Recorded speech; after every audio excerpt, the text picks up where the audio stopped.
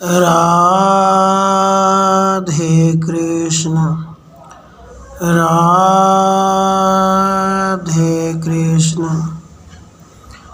राजाओं का लक्ष्य वेद के लिए उद्योग और असफल होना।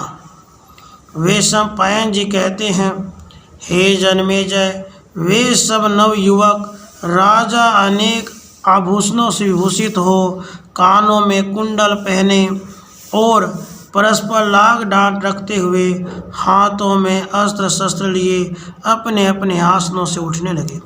उन्हें अपने में ही सबसे अधिक अस्त्र विद्या और बल के होने का अभिमान था। सभी को अपने रूप, पराक्रम, कुलहीन, शील, धन और जवानी का बड़ा घमंड था। वे सभी मस्तक से वेग पूर्वक मद की धारा बहाने वाले हिमाचल प्रदेश के गजराजों की भांति उन्मत्त हो रहे थे। वे एक दूसरे को बड़ी स्पर्धा से देख रहे थे। उनके सभी अंगों में काम उन्माद व्याप्त हो रहा था। कृष्णा तो मेरी ही होने वाली है कहते हुए वे अपने राजोचित आसनों से सहसा उठकर खड़े हो गए। द्रुपद कुमारी को पाने की इच्छा से रंग मंडप में एकत्र हुए वे क्षत्रिय नरेश गिरिराज नंदिनी उमा की वाह में इकट्ठे हुए देवताओं की भांति शोभा पा रहे थे। कामदेव के बाणों की चोट से उनके सभी अंगों में निरंतर पीड़ा हो रही थी। उनका मन द्रौपदी में ही लगा हुआ था। द्रुपद कुमारी को पाने के लिए रंगभूमि उतरे हुए वे सभी नरेश वहाँ अपने सुहृद राजाओं से भी ईर्ष्या करने लगे। इसी समय रुद्र, आदित्य, वसु, अश्वनी कुमार, समस्त साध्यघन तथा मरुदगण यमराज और कुबेर को आगे करके अपने अपने विमानों पर बैठकर वहाँ आए। दैत्य, सुपर्ण, नाग, देवर्षि, गुह्यक, चारण तथा विश्वासु, नारद और पर्वत आदि प्रधान प्रधान गंधर्व भी अप्सराओं को साथ लिए सहसा आकाश में उपस्थित हुए। अन्य राजा लोग द्रौपदी की प्राप्ति के लिए लक्ष्य भेदने के विचार में पड़े थे, किंतु भगवान श्री कृष्ण जी की सम्मति के अनुसार चलने वाले महान यदुश्रेष्ठ, जिनमें बलराम और श्री कृष्ण आदि वृक्षनी और अंधक वंश के प्रमुख व्यक्ति वहां उपस्थित थे, चुपचाप अपने जगह पर बैठे बैठे देख रहे थे। यदुवंशी वीरों के प्रधान नेता श्री कृष्ण जी ने लक्ष्मी के सम्मुख विराजमान गजराजों तथा राख में छिपी हुई आग के समान मत वाले हाथी की सी आकृति वाले पांडवों को, जो अपने सब अंगों में भस्म लपेटे हुए थे, देखकर तुरंत पहचान लिया और बलराम जी से धीरे धीरे कहा, भैया वह देखिए, युधिष्ठिर, भीम, अर्जुन और दोनों जुड़वे भाई नकुल सहदेव उधर बैठे हैं। बलराम जी ने उन्हें देखकर अत्यंत प्रसन्नचित्त भगवान श्री कृष्ण जी की ओर दृष्टिपात किया। दूसरे दूसरे वीर राजा, राजकुमार एवं राजाओं के पुत्र अपने नेत्रों, मन और स्वभाव को द्रौपदी की ओर लगाकर उसी की ओर देख रहे थे, अतः पांडवों की ओर उनकी दृष्टि नहीं गई। वे जोश में आकर दांतों से ओठ चबा रहे थे और रोष से उनकी आंखें लाल हो रही थी। इसी प्रकार वे महाबाहु कुंती पुत्र तथा दोनों महानुभाव वीर नकुल सहदेव सब के सब द्रौपदी को देखकर तुरंत कामदेव के बाणों से घायल हो गए। राजन, उस समय वहीं का आकाश देवर्षियों तथा गंधर्वों से खचाखच भरा था। सुपर्ण, नाग, असुर और सिद्धों का समुदाय वहां जुट गया था। सब और दिव्य सुगंध व्याप्त हो रही थी और दिव्य पुष्पों की वर्षा की जा रही थी। बृहद शब्द करने वाली दुंदुभियों के नाद से सारा अंतरिक्ष गूंज उठा था। चारों ओर का आकाश विमानों से उस प्रकार भरा था और वहाँ बांसुरी, वीणा और ढोल की मधुर ध्वनि हो रही थी। उसके बाद वे नृपतिगण द्रौपदी के लिए क्रमशः अपना पराक्रम प्रकट करने लगे।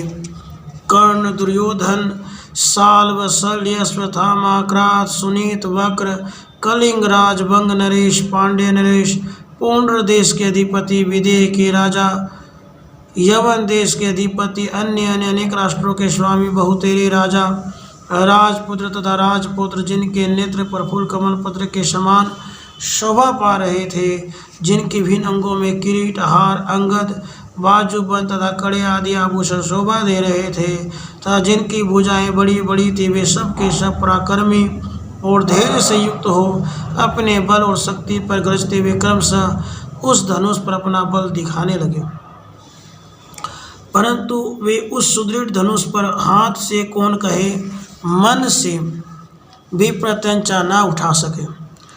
अपने बल, शिक्षा और गुण के अनुसार उस पर जोर लगाते समय वे सभी नरेंद्र उस सुदृढ़ एवं चमचमाते हुए धनुष के झटके से दूर फेंक दिए जाते और लड़खड़ाकर धरती पर जा गिरते थे। फिर तो उनका उत्साह समाप्त हो जाता, किरीट और हार खिसक कर गिर जाते और वे लंबी सांस खींचते हुए शांत होकर बैठ जाते थे।